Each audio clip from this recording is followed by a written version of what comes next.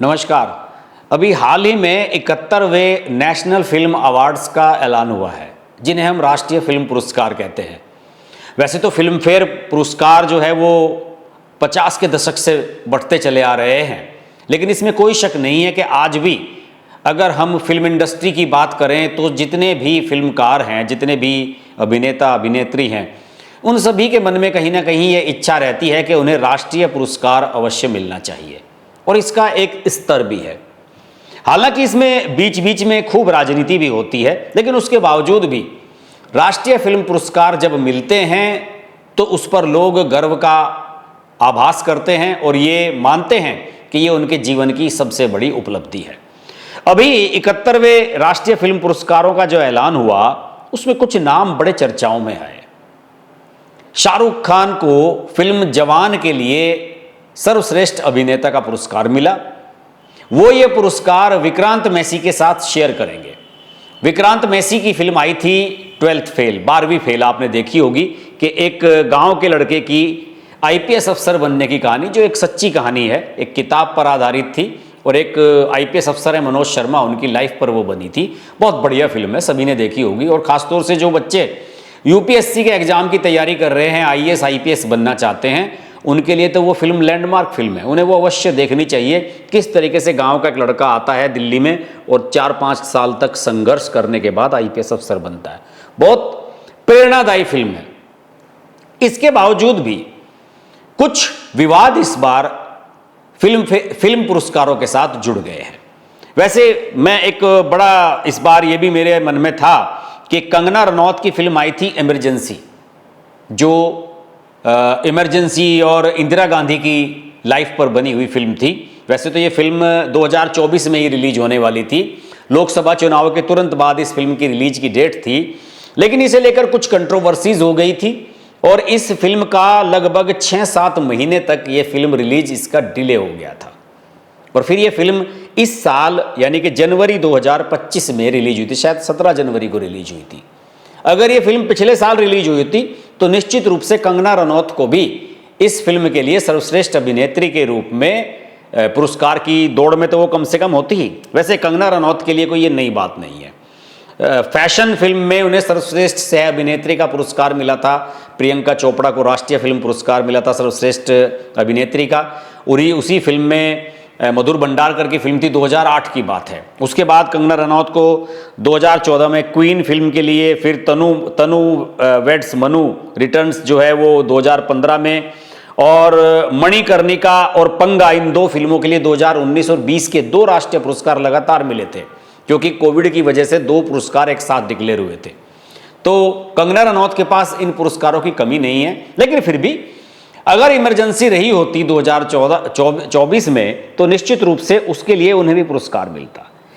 तो दोस्तों, हम बात कर रहे थे शाहरुख खान और विक्रांत मैसी के बारे में। शाहरुख खान की मानसिकता क्या रही है, वो देश के बारे में क्या सोचते हैं। उनके बेटे के साथ एक बड़ा स्कैंडल हुआ था ड्रग्स वाला, उसके बाद भी वो काफ़ी सुर्खियों में रहे थे। और शाहरुख खान के बारे में सलमान खान, आमिर खान, ये जितने भी खान ब्रदर्स हैं, ब्रदर्स आपस में नहीं है लेकिन खान वैसे ही कह देता हूं मैं इनको, ये सारे के सारे वैसे तो मोदी जी के और भाजपा के बड़े विरोधी रहे हैं। इन सब लोगों को लगता है कि 2014 में जब मोदी काल शुरू हुआ तो देश में असहिष्णुता बढ़ी, मुसलमानों पर अत्याचार बढ़े, समय समय पर इस तरह की बातें सामने आती हैं। लेकिन मैं शाहरुख खान पर उंगली नहीं उठाना चाहूँगा। शाहरुख खान को जो पुरस्कार मिला है वो उनके मित्र आशुतोष गोवारिकर की वजह से मिला है, इसमें कहने में मुझे कोई भी संदेह नहीं है। आशुतोष गोवारिकर जाने माने फिल्म अभिनेता और निर्देशक हैं।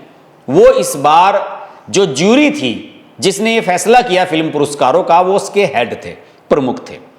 और आशुतोष गोवारिकर का शाहरुख खान के साथ जो नाता है बहुत पुराना है। शाहरुख खान की एक फिल्म आई थी कभी हाँ कभी ना, उसमें इमरान नाम के एक लड़के की भूमिका आशुतोष गोवारिकर ने, आपने को याद होगा कि उसमें दीपक तिजोरी और 4-5 लड़के मिलकर एक बैंड बनाते हैं। और उस बैंड में शाहरुख खान भी होते हैं। उस बैंड में मेरे ख्याल में ड्रम बजाया करते थे आशुतोष गोवारिकर, और तब से इन दोनों की दोस्ती थी। आशुतोष गोवारिकर ने बतौर निर्देशक लगान फिल्म बनाई थी आमिर खान को लेकर, और उसके बाद शाहरुख खान को लेकर उन्होंने फिल्म बनाई थी स्वदेश। स्वदेश बड़ी हाईली क्लेम्ड फिल्म थी।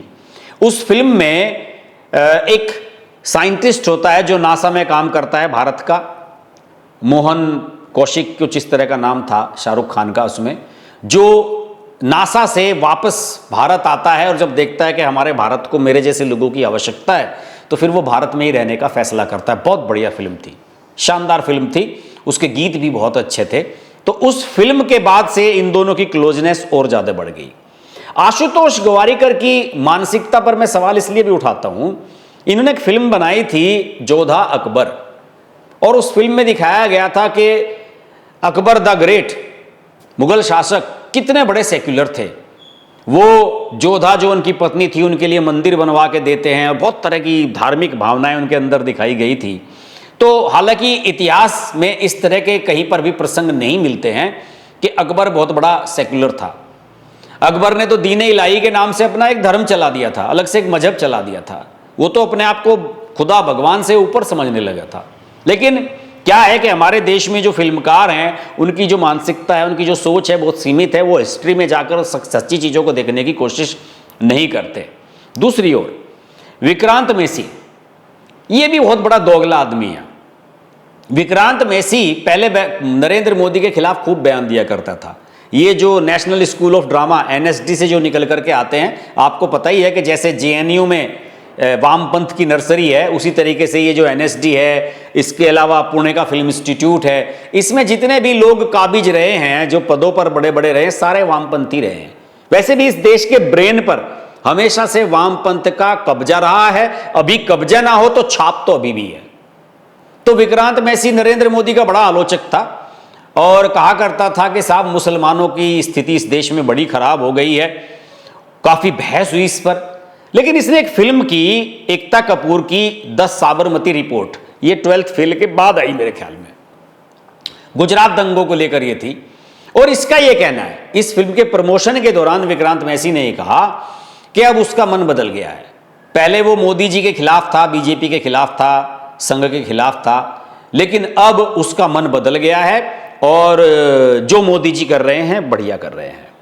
उसने 2018 में देवी सीता को लेकर, सीता माता को लेकर कोई ट्वीट भी किया था, मुझे वो ट्वीट मिला नहीं। उसमें बड़ी आपत्तिजनक टिप्पणियां की गई थी, जिसके बारे में ये कहता है कि वो मैंने मजाकिया अंदाज में किया था। लेकिन जब द साबरमती रिपोर्ट आई, आप जानते हैं कि एकता कपूर के जो रिलेशन है वो बीजेपी में टॉप लीडरशिप तक बढ़िया है। स्मृति ईरानी उनकी दोस्त रही हैं और जितेंद्र जो फिल्म अभिनेता उनके पिता हैं वो भी बीजेपी के बड़े प्रशंसक रहे हैं। तो उन्होंने साबरमती रिपोर्ट बनाने की कोशिश की और विक्रांत मैसी को लिया। तो मुझे लगता है कि शायद इसी वजह से वक्त की नज़ाकत को देखते हुए विक्रांत मैसी बदल गया और अब देखिए राष्ट्रीय फिल्म पुरस्कार भी उसको मिल गया है। बॉलीवुड में बहुत सारे ऐसे लोग आपको मिल जाएंगे जिन्होंने हृदय परिवर्तन किया है मोदी का लाने के बाद। पीयूष मिश्रा को कौन भूल सकता है, जाने माने मंच के अभिनेता, गैंग्स ऑफ वासेपुर में जो बुजुर्ग का रोल उन्होंने निभाया था उसको कोई कैसे भूल सकता है। बहुत अच्छे गायक भी हैं पीयूष मिश्रा, बहुत सारी फिल्मों में हमने आपको उनको देखा है। ये भी बड़े वामपंथी हुआ करते थे, ये भी आजकल बदल गए हैं, ये भी आजकल मोदी भक्त बन गए हैं। देखिए वक्त के साथ चीजें कैसे बदलती हैं। लोग कहते हैं ना कि 10 साल में क्या बदला, धीरे धीरे चीजें बदलती हैं। नेशनल स्कूल ऑफ ड्रामा जो मंडी हाउस में है दिल्ली में, वहां से निकले हैं पीयूष मिश्रा और लल्लन टॉप के एक इंटरव्यू में मैंने इन्हें बोलते हुए सुना था कि साहब क्या रखा है वामपंथ में, मैं इतने साल तक वामपंथ का झंडा उठा करके घूमता रहा और वामपंथी कुछ नहीं है, केवल आपका ब्रेन वॉश कर देते हैं, ये सब बकवास और फालतू की चीजें हैं। तो उस समय लल्लन टॉप के संपादक सौरभ द्विवेदी ने कहा था कि पीयूष मिश्रा भी लगता है पद्म पुरस्कार वगैरह लेना चाहते हैं, इसलिए वामपंथ की आलोचना कर रहे हैं। ये है इस देश की मानसिकता। अगर आप बदलना भी चाहेंगे, अगर आप अपनी मानसिकता को बदलते भी हैं तो ये कहा जाएगा कि आपको कोई पुरस्कार चाहिए। और देखिए नेशनल स्कूल ऑफ ड्रामा के बारे में आज की बात नहीं है, बहुत पुरानी बात बताता हूँ। नसीरुद्दीन शाह, ओमपुरी, शबाना आजमी, स्मिता पाटिल, तमाम लोग जो है इन फिल्म इंस्टीट्यूट से निकले हुए हैं और नसीरुद्दीन शाह और ओमपुरी तो बिल्कुल पैरेलल एकदम साथ साथ उनका करियर चला, दोनों पक्के वामपंथी थे। ओमपुरी भी मोदी को गाली दिया करते थे, अब तो इस दुनिया में नहीं रहे, और नसीरुद्दीन शाह तो इस देश के, मोदी के, बीजेपी के सबसे बड़े दुश्मन बने हुए हैं। उनका तो पाकिस्तान प्रेम समय समय पर निकल करके सामने आते रहता है। तो ये जो बॉलीवुड वाले हैं ना, ये बहुत ही दोगले किस्म के लोग हैं और मौका बदलने पर बदल जाते हैं। ये इंदिरा गांधी के समय में भी हुआ था, जनता पार्टी के समय में भी हुआ था। इस बार के फिल्म पुरस्कारों में एक पुरस्कार बहुत इंटरेस्टिंग है, द केरला स्टोरी। इस फिल्म को सर्वश्रेष्ठ निर्देशक का पुरस्कार मिला है। सुदीप्तो सेन इसके डायरेक्टर हैं। और द केरला स्टोरी के बारे में कौन नहीं जानता। केरल में लड़कियों का किस तरीके से ब्रेन वॉश करके उन्हें मुस्लिम बनाया जाता है, फिर जाकर सीरिया में आईएसएस जो ऐसे आतंकी संगठन है उनको जाकर उनको बेच दिया जाता है या आतंकी गतिविधियों में उनको शामिल कर लिया जाता है। एक ऐसी ही लड़की की कहानी थी। अदा शर्मा इसकी अभिनेत्री थी, उसने निभाई थी। मेरा तो मानना है कि अदा शर्मा को भी सर्वश्रेष्ठ अभिनेत्री का पुरस्कार मिलना चाहिए था, लेकिन दिया गया है रानी मुखर्जी को। क्या है वो मिसेज चैटर्जी वगैरह, क्या वो कहानी थी, वो विदेश में कोई महिला रहती थी, उस महिला के बच्चे को वहाँ ले जाते हैं और वहाँ बच्चे की परवरिश की जाती है। बकवास फिल्म थी, मुझे समझ में नहीं आई वो फिल्म क्या थी। उस फिल्म को दे दिया गया। अदा शर्मा को मिलना चाहिए था केरला स्टोरी के लिए, लेकिन डायरेक्टर के रूप में भी उन्हें एक्नॉलेज किया गया, ये बहुत बड़ी बात है।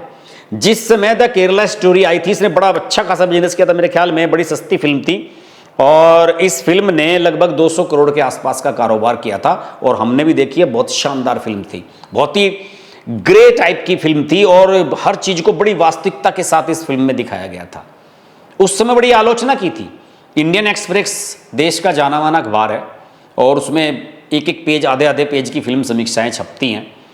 उसमें मेरे आज भी याद है कि जब इस फिल्म की समीक्षा छपी थी, 1 स्टार दिया था समीक्षक ने और यह कहा था कि ये एक प्रोपगेंडा फिल्म है, ऐसा वास्तविकता है नहीं जो दिखाने की कोशिश की गई है। जोधा अकबर में सबको वास्तविकता नजर आती थी, लेकिन इसमें नजर नहीं आई थी। और केरल के सैकड़ों ईसाई परिवारों ने यह बात एक्नॉलेज की थी कि उनकी बेटियों को बहकाकर मुस्लिम बनाया गया और उन्हें फंसाया गया अपने जाल में।